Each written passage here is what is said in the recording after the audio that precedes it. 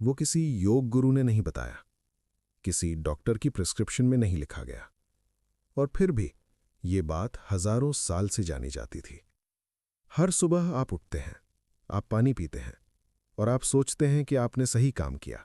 लेकिन क्या होगा अगर मैं आपसे कहूं कि आप पानी पी तो रहे हैं, पर शायद आपका शरीर उसे कभी पूरी तरह स्वीकार नहीं कर पाया। ये कहानी पानी की नहीं है, ये कहानी है उस संबंध की जो आपके और आपके शरीर के बीच टूट चुका है। सोचिए, आखिरी बार आपने पानी कब पिया था? अब सोचिए, क्या आपको याद है कि वो पानी कैसा था? ठंडा था या गुनगुना? धीरे धीरे उतरा था या एक झटके में? उस वक्त आप कहाँ थे मन से? अधिकांश लोगों को याद नहीं होता, क्योंकि पानी पीना कब से एक काम बन गया हम जानते ही नहीं। पानी पीते वक्त हम कहीं और होते हैं, फोन पर होते हैं, बातों में होते हैं, चिंता में होते हैं। और शरीर शरीर उस पानी को लेता तो है, पर कुछ ऐसे जैसे एक व्यस्त दफ्तर में कोई बाहरी व्यक्ति आए और कोई उस पर ध्यान ही न दे। यही वो जगह है जहां से योग की समझ शुरू होती है। योग कहता है, शरीर में जो भी जाए वो सिर्फ पदार्थ नहीं जाता, उसके साथ एक चेतना भी जाती है। और अगर वो चेतना अनुपस्थित हो तो पदार्थ भी अधूरा रह जाता है। आधुनिक विज्ञान पानी को एक केमिकल कंपाउंड के रूप में देखता है। 2 हाइड्रोजन, 1 ऑक्सीजन, H2O, सरल, स्पष्ट, निर्विवाद। लेकिन योग की परंपरा ने पानी को कभी इतना सरल नहीं माना। तंत्र और आयुर्वेद के प्राचीन ग्रंथों में पानी को जीवन का पहला आहार कहा गया, पर वहां एक शब्द था जो बार बार आता था, आचमन। आचमन, ये सिर्फ पानी पीना नहीं था, ये एक क्रिया थी, एक संस्कार। इस क्रिया में पानी को 3 बार बहुत धीरे होठों से लिया जाता था। प्रत्येक घूंट से पहले एक पल की स्थिरता, एक श्वास, एक मौन, और तब पानी भीतर जाता था। अब सवाल ये नहीं है कि ये परंपरा धार्मिक थी या नहीं।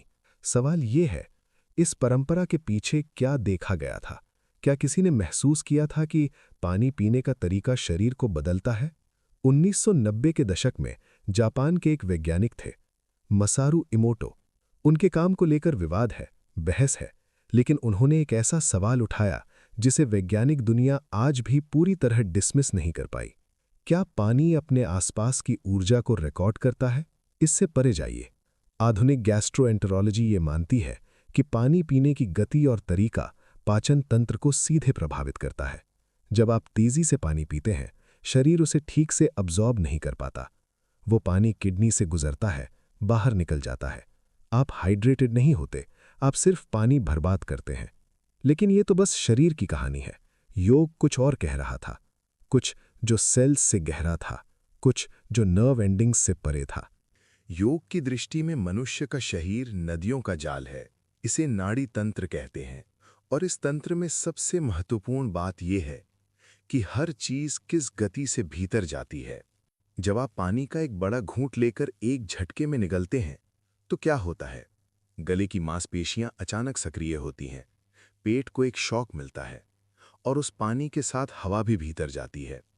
लेकिन जब आप बैठकर धीरे से एक छोटा घूंट लेते हैं तो यात्रा अलग होती है।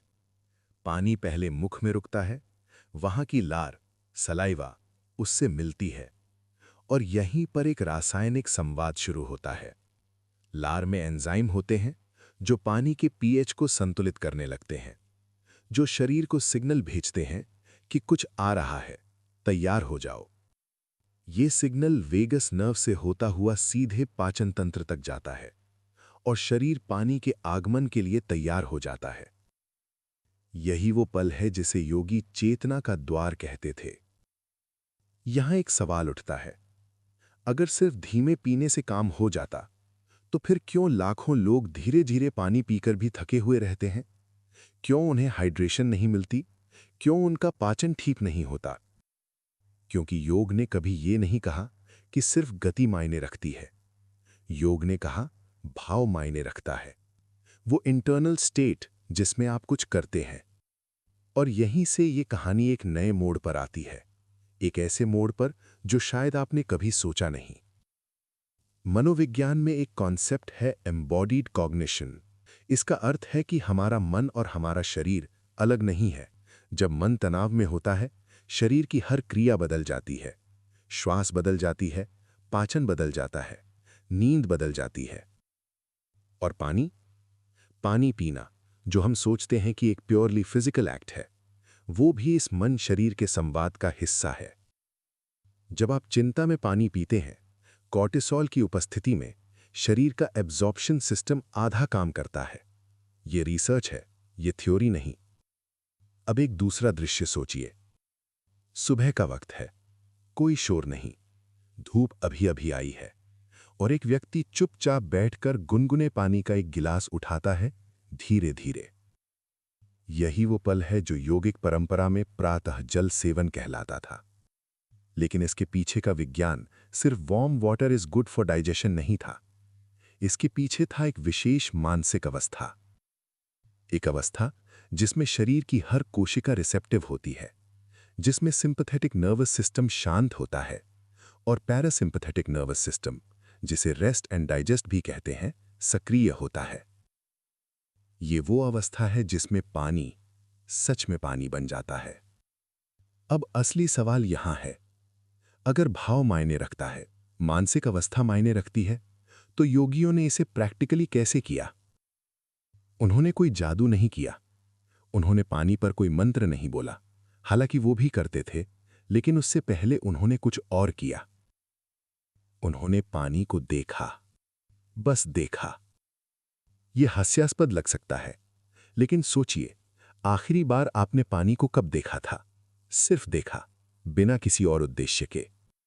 देखने की क्रिया मन को वर्तमान में लाती है, और जब मन वर्तमान में होता है तो शरीर भी वर्तमान में आ जाता है, और तब जो क्रिया होती है वो पूरी होती है। योगिक परंपरा में पानी पीने के तरीके को अगर एक शब्द में कहना हो तो वो शब्द है साक्षी भाव। साक्षी अर्थात विटनेस, गवाह।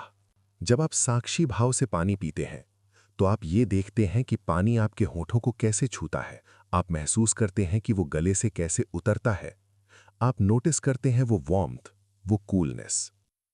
और इस नोटिसिंग में एक अद्भुत बात होती है।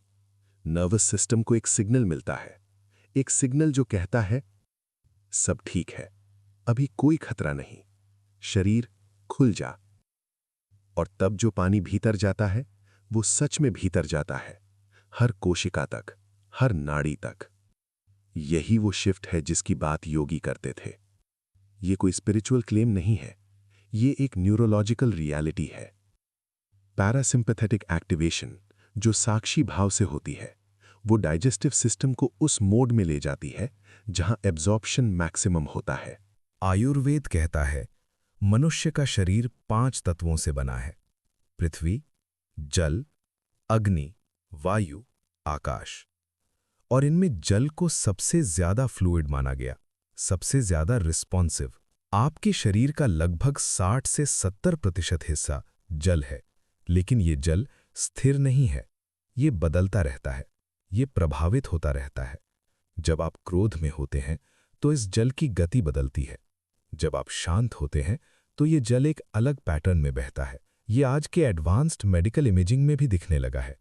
और जब आप बाहर से जल लेते हैं, अर्थात पानी पीते हैं, तो ये बाहरी जल भीतर के जल से मिलता है, और ये मिलन किस अवस्था में होता है ये मायने रखता है।